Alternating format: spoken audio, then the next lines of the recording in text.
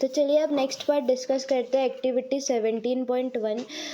Observe the various things in our home and make a list of those which are made from materials which have been obtained from forest। तो हमें क्या है, activity में क्या करना है कि आपको सबसे पहले सारी चीज़ों को जो भी आपके घर में है उनको हमें आइडेंटिफाई करना है कि कौन सी चीज़ फॉरेस्ट से मिलने वाले मटेरियल से बनी हुई है। You might have many wooden items to your on your list like plywood, fuel wood, boxes, paper, matchsticks and furniture. तो आपकी लिस्ट में प्लाईवुड, मैचस्टिक्स, पेपर बॉक्स ये सब हो सकते हैं। Do you know that gum, oils, spices, fodder of animals, medical plants are also some of the products which we get from forest. तो इनके अलावा भी हमें जैसे जम्स हो गया, गम हो गया, ऑयल हो गई स्पीसीज, फिर स्पाइसेस जो हो गए, मसाले, गम, ऑयल, ये सब भी हमें क्या है, मेडिकल जो हमें मेडिसिन मिलती है, कुछ कुछ जो आयुर्वेदिक मेडिसिन होती है, ये सब भी क्या है, फॉरेस्ट के ही प्लांट से मिलते हैं।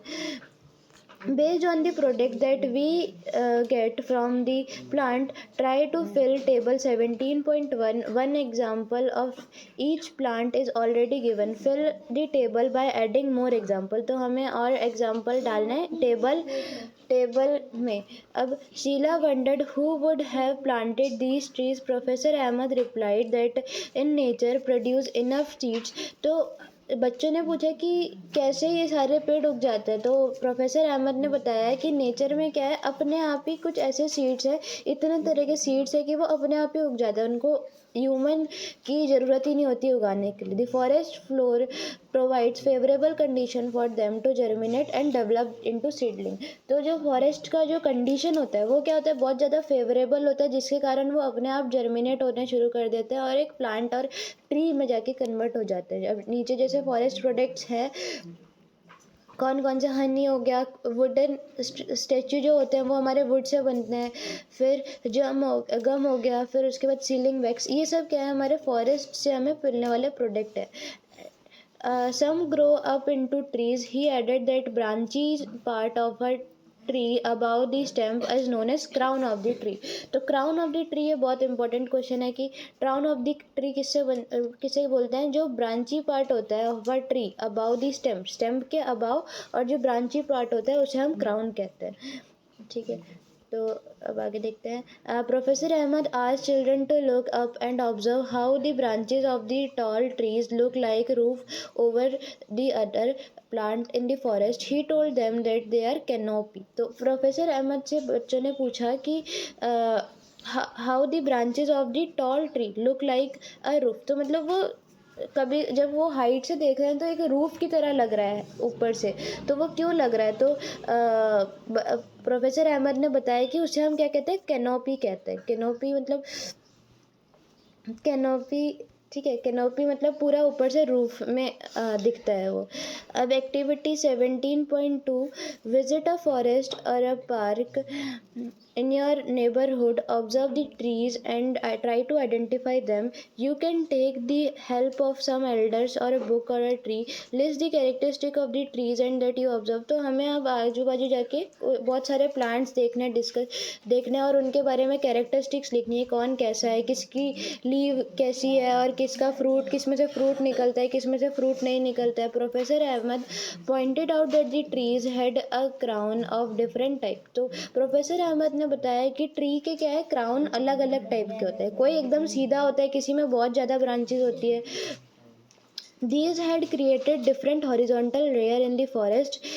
These are known as understories। Giants and tall trees constituent the top layer, followed by shrubs and tall grasses and herbs formed in the lowest layer। तो जो हमारे giant और tall trees होते हैं वो क्या होते हैं, टॉप लेयर में होते हैं, और top layer by the shrubs में, and tall grasses herbs formed by the lower layer। तो लोअर लेवल में हमारे ग्रास होते हैं और हर्ब्स होते हैं, और टॉल में जब माने जाए तो उसमें हमारे ट्रीज ये सब मिलते हैं। अब यहाँ पे सम क्राउन शेप है, जैसे यहाँ पे देखो, यहाँ पे एक कॉनिकल ट्री है जिसमें कोन शेप है, कोई ऐसे होते हैं कि पूरे फैल जाते हैं, कोई एकदम स्ट्रेट जाते हैं। तो ये सब हमारे क्राउन है ट्री के, ठीक है, डिफरेंट ट्री के। अब कैनोपी देखो, कैनोपी कैसा है, यहाँ पे एक और डेफिनेशन थी अंडर स्टोरीज़ की। तो अंडर स्टोरीज़ मतलब क्या होता है कि दीज हैड क्रिएटेड, मतलब Professor Ahmed pointed out that the trees had a crowns of different type and size. These had created different horizontal layer in the forest and these are called as understories. तो इन्हें हम understories कहते हैं, जो अलग अलग crown बन के एक अलग अलग चीज़ें, मतलब अलग अलग वो बना देता है। कोई बहुत ज़्यादा बड़ा है, कोई बहुत ज़्यादा छोटा है, और जब हम ऊपर से देखते हैं तो वो थोड़ा अलग लगता है, ठीक है, मतलब पता चलता है, और उसे हम अंडर स्टोरी कहते हैं। देखो यहाँ पे कैसे अंडर स्टोरी, यहाँ पे कैनोपी जैसे एकदम ऊपर आ गया है, वो अलग पार्ट जो दिख रहा है आपको, मतलब सारे पेड़ नॉर्मल है और कुछ कुछ पेड़ एकदम से ऊंचे उठ जाते हैं, उसे हम कैनोपी कहते हैं, ये कैनोपी है। और अंडर स्टोरी जैसे ये पेड़ है बहुत सारे और उस पर नीचे कुछ कुछ छोटे पेड़ भी है, कुछ कुछ बड़े पेड़ भी है, तो ये सब हमारे अंडर स्टोरी बोलते हैं इन्हें। Would we see similar kind of trees in every forest, तो क्या हम सभी फॉरेस्ट में सिमिलर काइंड ऑफ ट्री देखते हैं? Asked Boojho professor Ahmad said no due to different climatic condition. तो हर जगह की क्लाइमेटिक कंडीशन क्या है, डिफरेंट है। अगर हम शिमला कुल्लू इन ऊपर नॉर्थ साइड में जाएंगे तो हमें नीम के पेड़ ये सब देखने को कम मिलेंगे, पर हमें क्या दिखेगा, पाइन ट्री ज़्यादा दिखेंगे। और वहीं अगर हम साउथ में जाएंगे तो हमें क्या, कोकोनट के ट्री, ये वाले पेड़ ज़्यादा देखने को मिलेंगे, पाइन ट्री बहुत रेयरली मिलेगा और होगा ही नहीं, ठीक है। तो ये सब किस कारण से हो रहा है, ये क्लाइमेटिक कंडीशन के कारण हो रहा है। जहाँ की क्लाइमेटिक कंडीशन कैसी वैसे ही वहाँ के ट्री भी होते हैं।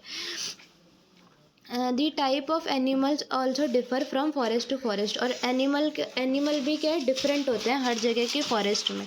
अ few children were busy watching beautiful butterflies fluttering here and there on the flowers and shrubs herbs, they had close look on the bushes at the bushes. तो कुछ कुछ बच्चों ने क्या देखा कि जो बटरफ्लाइज है वो क्या हो रही है, फ्लटर हो रही है एक फ्लावर से दूसरे फ्लावर पे या शर्ब्स पे। और कुछ they had a close look at the bushes, और बुशेस पे भी उन्होंने अपना, मतलब उन्होंने बुशेस को भी देखा। While doing that their hair and clothes had seeds and thorn clinging to them.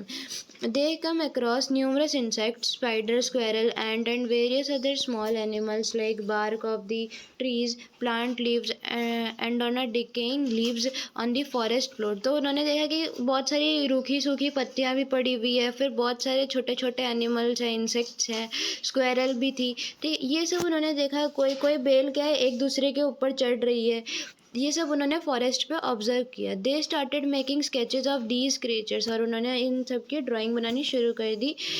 The sketches.